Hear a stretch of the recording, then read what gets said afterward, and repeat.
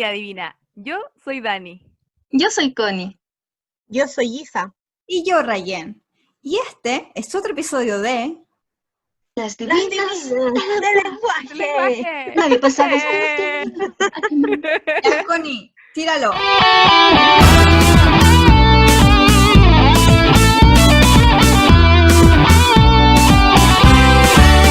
El talento de la Dani es revisar PSU desde el 2005 hasta la eternidad. Eso es locura. Oye, Dani, tremendo qué? trabajo que Cuando te la Dani contó eso, yo me la imaginé así como en una sala, con todo todas pegadas por todas partes, La destacando así para allá, para acá. Daniela, trabajadora del Ministerio de Educación. Es descubierto que desde el 2005 hasta el 2020 la pregunta de cuál es el tema principal ha sido continua.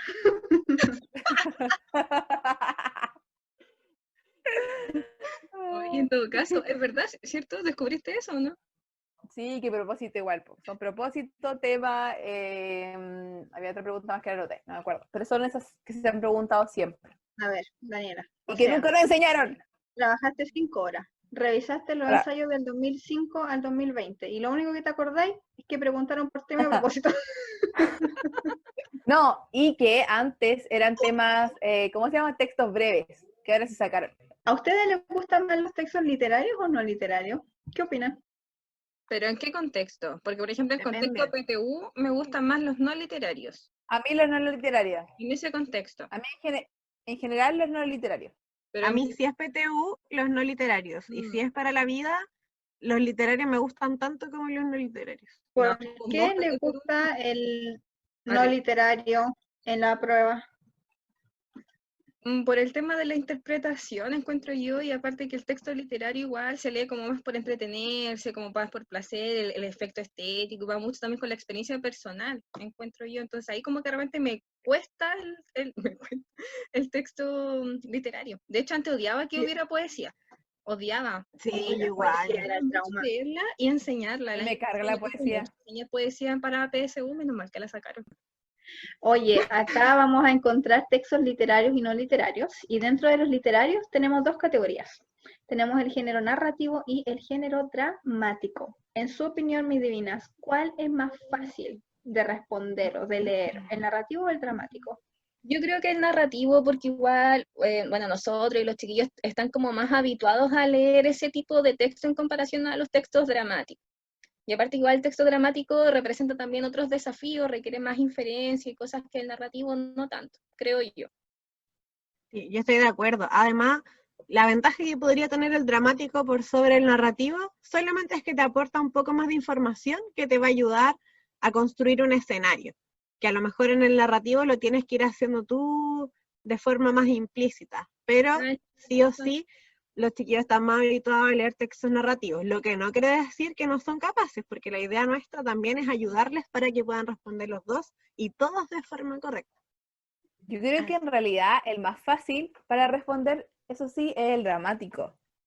Porque yo digo que es que yo digo que están más habituados a un narrativo, pero el más fácil, si lo ven, es el dramático porque es todo más, entre comillas, explícito, porque se da a conocer, como tiene que ser actuado, porque esa en realidad es como la finalidad del texto dramático, que se transforme en una obra teatral.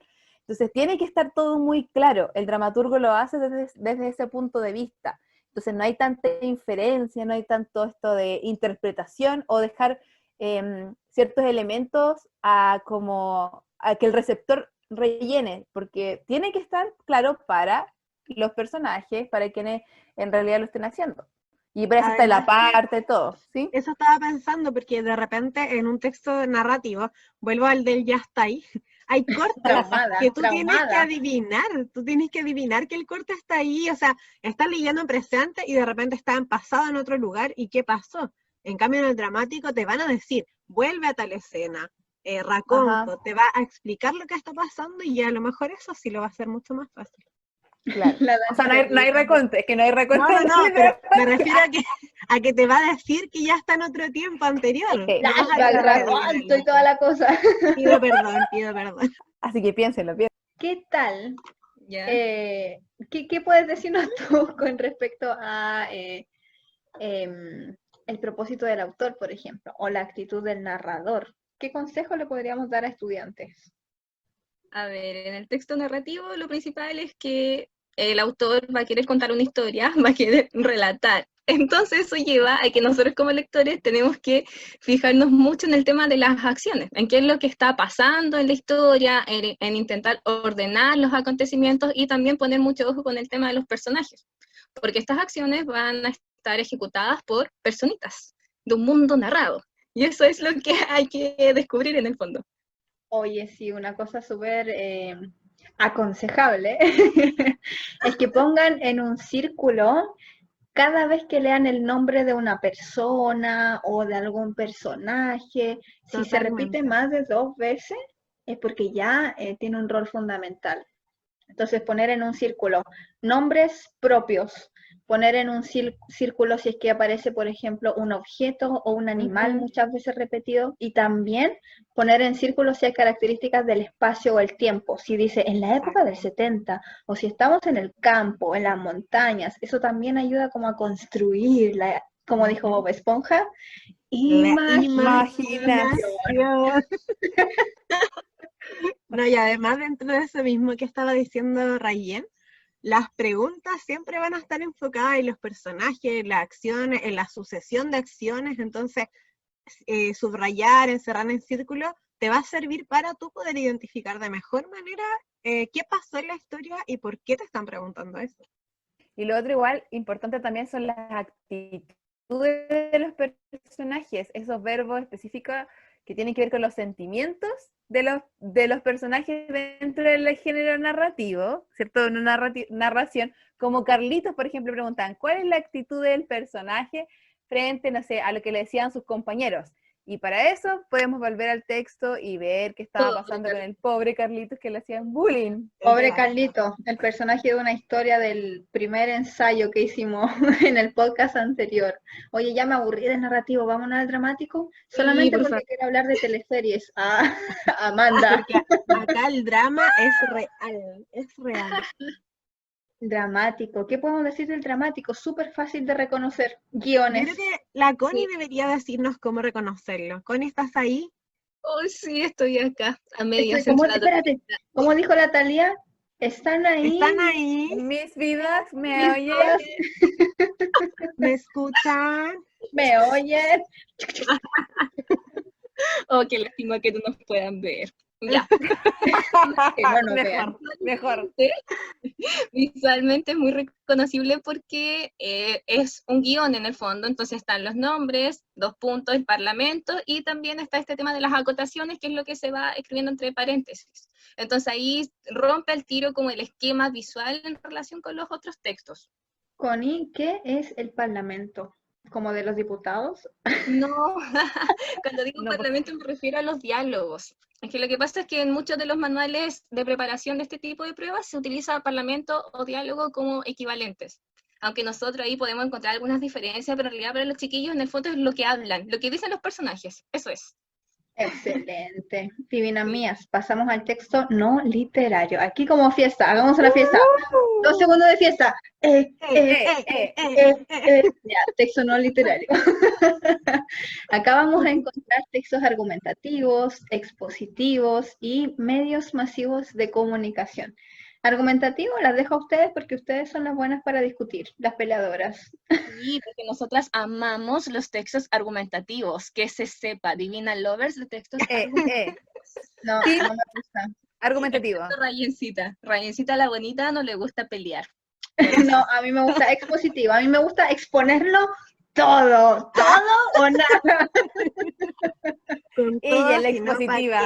Con todo, sino para qué. Bueno, es importante que hagamos esta diferenciación entre los literarios y los no literarios, que los no literarios tienen el propósito, claro, está súper clarito el propósito, que es o informarte de algún tema que tú no conoces, o intentar convencer o persuadir, en el primer caso los expositivos y en el segundo los argumentativos.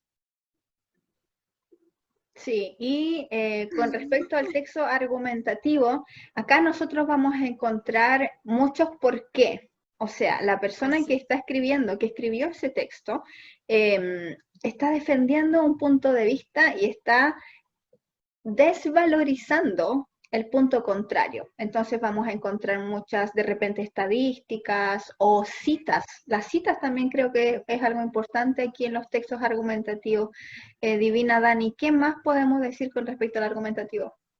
Podemos también, quizás como tips, obviamente subrayar el tema de qué quiere defender, ¿cierto? Que está defendiendo como una idea principal, probablemente es una palabra, una frase, y aquí también utilizan mucho los modelizadores discursivos. En estos modelizadores que van a servir para entregar la información, que van a ser subjetivos, en otras ocasiones objetivos, va a depender. Entonces, el probablemente, como este adverbio, o ciertos conectores que nos van a ayudar.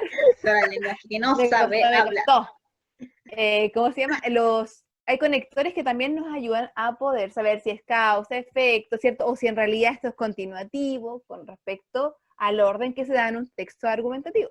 Y eso es relevante aprender. Es súper relevante esto porque, de hecho, este año, claro, se eliminan los conectores como ítem, pero igual al final siguen presentes porque afectan, o sea, influyen, mejor dicho, en la comprensión lectora, porque van marcando las relaciones en los textos, y no solo el argumentativo. Después vamos a ver que también nos sirven mucho en los expositivos. Así que ojo ahí, chiquillos, no descuiden los conectores.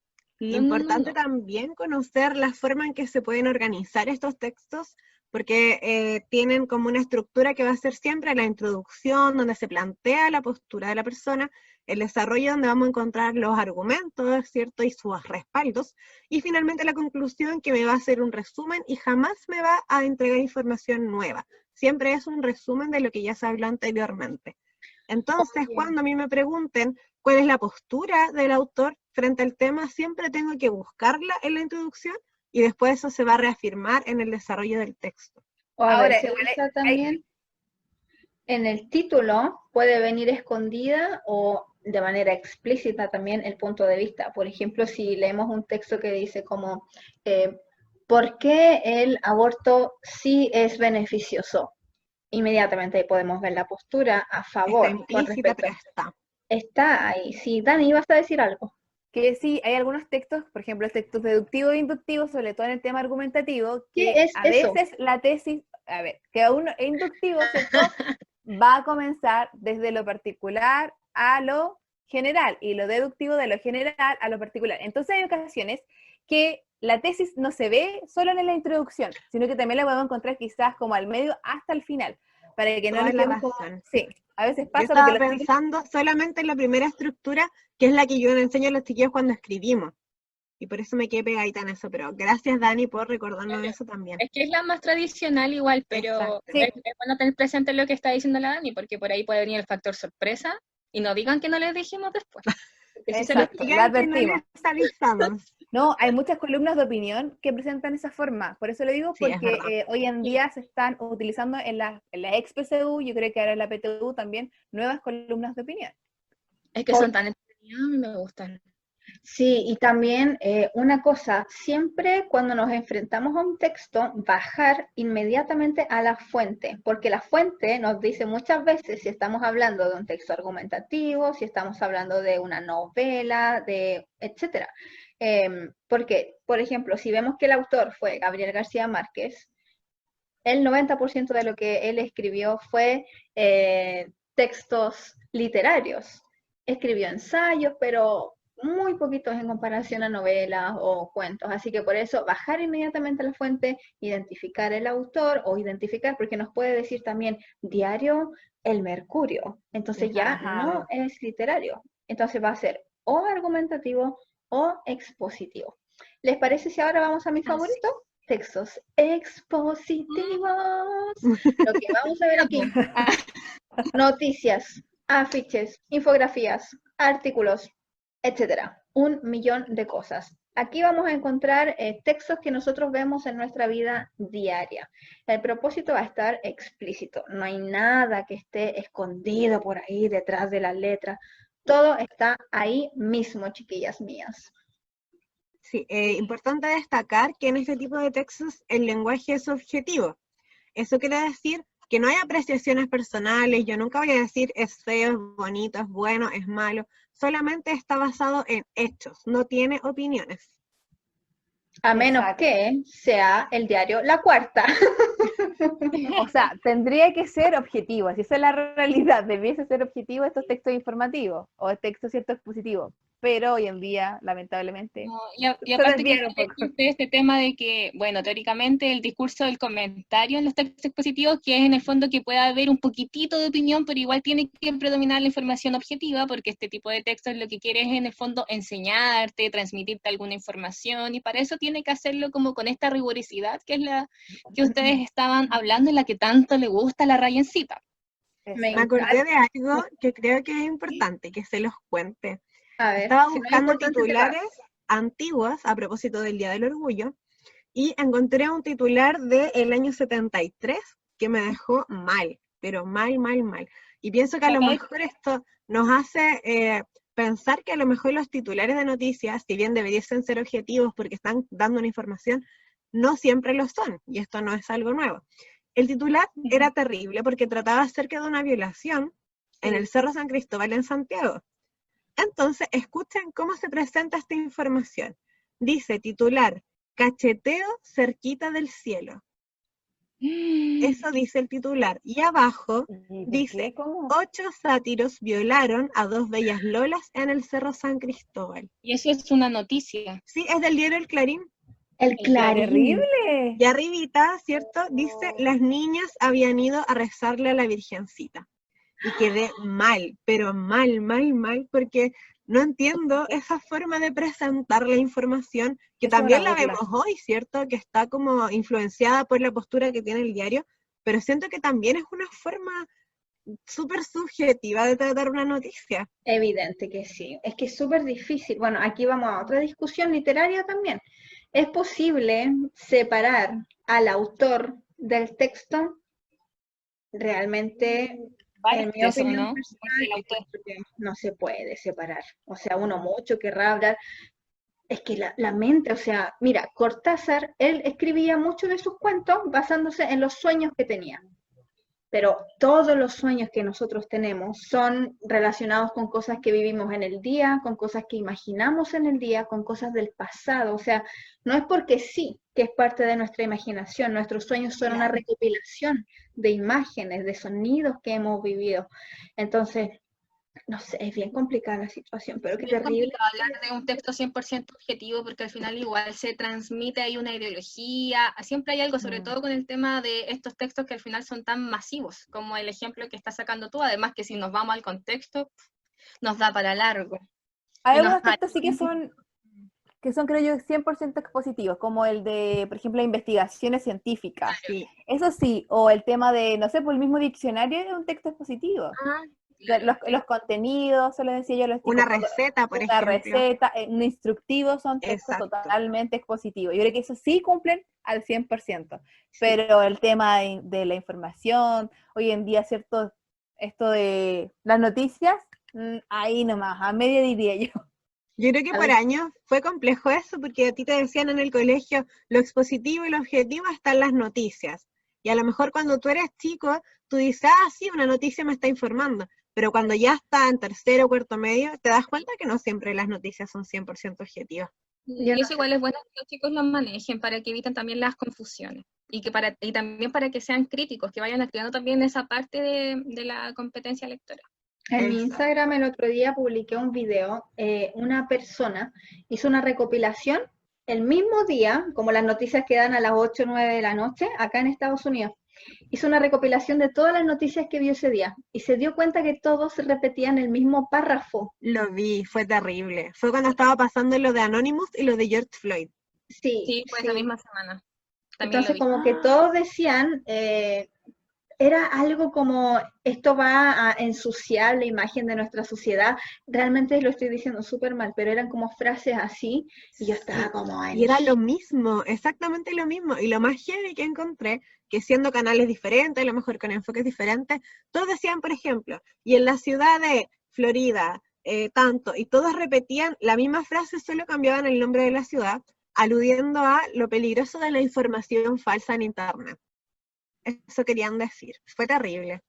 Entonces ahí te das cuenta de la manipulación. Los medios masivos de comunicación son manipuladores. En realidad ese es uno de sus grandes fuentes, formas de poder manejar la sociedad. ¿Sabes qué?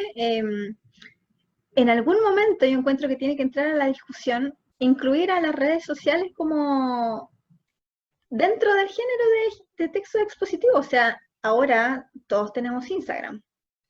Instagram lo estamos utilizando como una manera de informar también. O sea, cuando estaba pasando en octubre toda la situación de Chile, yo supe eso, no porque la vi en las noticias de Estados Unidos, porque acá no muestran eso, porque Chile en esta cultura bien egoísta, bien selfish, entienden Chile como una cosita, un pelo de la cola del gato, o sea, no es nada, porque siempre miran a Europa, entonces no había dónde informarse. ¿Qué hice yo? Me metí a Instagram.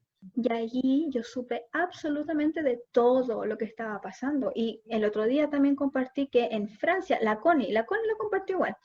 En Francia se está informando el estallido social como la revolución de la sociedad chilena, pero en Chile no aparecen los periódicos de esa forma. Y no va a aparecer jamás en un texto escolar, nunca, nunca. Lamentablemente. Bueno, volvamos al texto expositivo. Sí. Quiero recalcar lo que decía Rayén delante respecto de las marcas textuales, titular, pie de página, tipos de letras que a lo mejor se van a usar negrita, cursiva, porque hay comillas. Eso probablemente se incluye entre las preguntas para evaluar el tema de la escritura, ya que no hay conectores ni plan de redacción, podría surgir como un nuevo tipo de pregunta. No sé qué piensan ustedes. Y de hecho hay preguntas que uno puede observar en ensayos o en PSUs anteriores, la misma PTU, que piden así como, ¿cuál es el sentido de la siguiente cita? Si se está utilizando como para reforzar alguna información, si es alguna cita de autor simplemente, o si quiere como ironizar con esa expresión, y distintas cosas como que van pidiendo por el tema del uso de comillas, que el uso de los puntos, y ahí en el fondo igual uno ve que están midiendo la escritura. Sí, amigas, ¿les parece si terminamos con tips? Una recopilación de tips para textos de cosas que harían ustedes. Comenzamos, Danita, contigo. Ya. Yo creo que el tip fundamental, que ya lo dijeron las chicas, pero repetir, encerrar en un círculo. Si es texto narrativo, encerrar personajes, igual que en el dramático, y hacer una secuencia. Y en el texto argumentativo, mi tip sería el hecho de ver la tesis del autor. Eso. Reconocer qué está diciendo. La Connie, a ver otro tips, no sé, divina Connie. Ya, y en el caso, por ejemplo, del texto dramático, yo creo que fundamental es leer absolutamente todo el texto, porque de repente uno como lo ve así con una estructura distinta, como que se saltan los nombres o lo que está entre paréntesis, pero en realidad, como dijeron las chiquillas, todo está informando, por ejemplo, en las acotaciones, muchas veces tenemos la información del espacio, que era lo que decía la Isa, entonces ahí es relevante leer todo, y también ir encerrando información, porque eso a algunos les resulta como básico, así como que lo encuentran fome, pero en realidad es muy efectivo después cuando uno va a buscar la información, encerrar los personajes, encerrar las acciones importantes, es clave. Bacán, estoy muy de acuerdo contigo, y añadir también a eso, en cuanto a los textos no literarios, escribir al lado de cada párrafo una palabra de síntesis del párrafo. Tú estás ahora estudiando y a lo mejor te parece, como decía la divina Connie, que es mucho, que es muy básico el ejercicio, pero con el tiempo, si tú lo haces, ya no te va a parecer una cosa tan extra, sino que va a ser un ejercicio que tu mente va a hacer de forma mecánica, y eso te va a ayudar sí o sí a comprender mejor. Así es que escribir al ladito de la palabra, subrayar absolutamente todo lo que a ti te parezca importante, que a lo mejor no va a ser lo mismo que a mí me parece importante, pero es tu forma de encontrar la respuesta y todos somos diferentes. Así que eso me parece muy destacable y recomendable. Sí, una cosa que agregaría sería algo que aprendimos de la divina Dani: cuando estén leyendo un texto literario, leerlo muy lento. Hay una canción de reggaetón que es lento, ¿no? Hay muchas. Lento de CNCO. Reggaetón lento. ¿Cómo es esa canción? No, reggaetón lento. Lenta. Una lectura lenta. Una lectura lenta. Eso podría memorizar. Sí, vamos a inventar. Vamos a hacer un cover ahí, chiquillos. Una colaboración. Estoy diciendo que lean, por favor, lento el texto no literario. Y van a poner también el texto literario, leerlo lento. En verdad, yo creo que es recomendable leer todos los textos de forma Yo creo que sí. consciente. O sea, por más que tú digas, ya, esto es lento, yo creo que más que lento es de forma consciente, totalmente concentrada. De Y hecho, esa es la no te pregunta. apures, no te apures. Hay 65 preguntas y 2 horas y media para responder. Tienes todo el tiempo del mundo.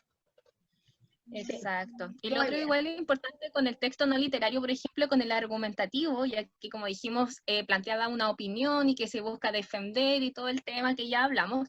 Lo importante es que tú cuando vas a leer el texto tienes que buscar esa idea que se está defendiendo, porque esa idea es clave, es lo que mueve, lo que explica todo el texto y porque es pregunta, pero fija que van a pedir después más abajito. Así que texto argumentativo, buscar ahí la idea que se defiende.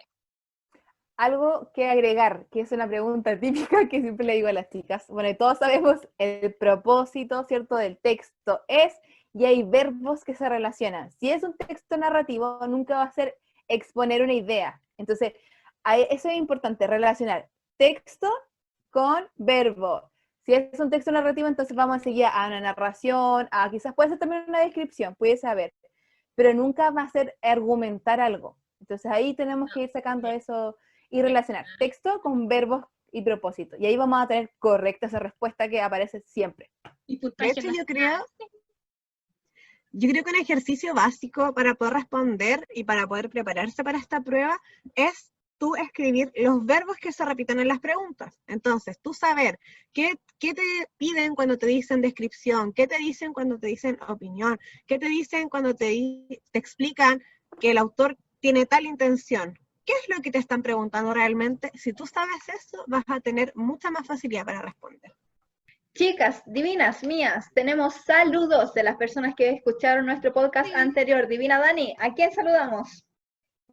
Saludamos primero, quiero saludar a mi curso, bueno, a todos los cursos de nosotros, para saludar a nuestros queridos estudiantes, porque nos están escuchando, nos han dado también esta forma de poder seguir adelante, ideas, etcétera. Nos retroalimentan. Sí, un montón. Y hay una chica que se llama Antonot, que nos escribió en Instagram, en las divinas de lenguaje. Y ella decía que estaba muy contenta porque le gustó mucho el podcast, amó el podcast. Así que gracias, Anto de Studygrams. No, tierna. Y también hay una chica que se llama Bichitas Show, creo, que siempre nos escribe y es muy tierna también. Le mandamos un abrazo gigante. Amada. Sí, y muchos mensajes que nos llegaron por interno felicitándonos por el podcast, que están escuchándonos mientras están ahí con sus ensayitos, así que eso. Y sugiriéndonos temas también, sí, de hecho este tema salió ahí entre los comentarios que nos llegaron, así que sigan escribiéndonos porque ahí nosotras nos preparamos y sale capítulo nuevo. Terminamos, divinas mías. Gracias nuevamente por estar aquí grabando todas juntitas como hermanas. Las quiero mucho, nos vemos. Nos vemos. Chao. Gracias por escucharnos.